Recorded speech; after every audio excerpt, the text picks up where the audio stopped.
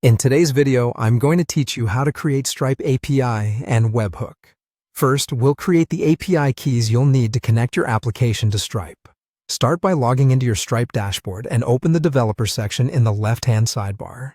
From there, select API keys. At the top right of the dashboard, you'll see a Viewing Test Data toggle. Use this toggle to switch between test keys and live keys. When the toggle is enabled, you're seeing test data and test keys. When it's disabled, you're seeing live data and live keys. You'll find two types of keys, the publishable key and the secret key. The publishable key is safe to include in client-side code like your website or mobile app.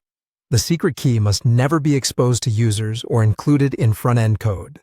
Keep it on your server or back-end only. Click the button to reveal the test key or the live key. Then copy each one as needed.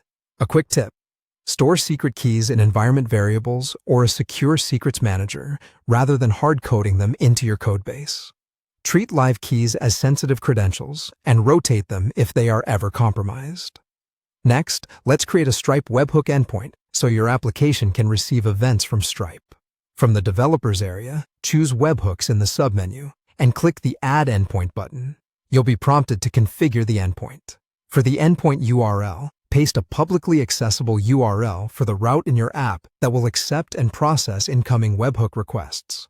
If you're testing locally, use a tunneling tool like the Stripe CLI or ngrok to forward a public URL to your local server.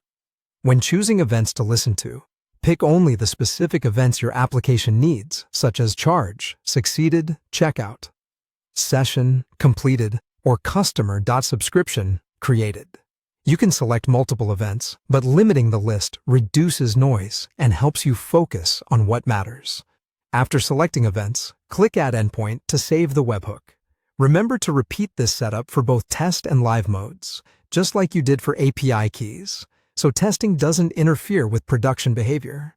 Once the webhook is created, Stripe will provide a unique webhook signing secret. Use this secret on your server to verify that incoming requests are legitimately from Stripe, using Stripe's libraries or signature verification logic.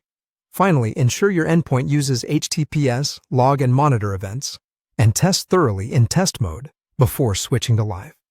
That's everything you need to get started creating Stripe API keys and a webhook endpoint.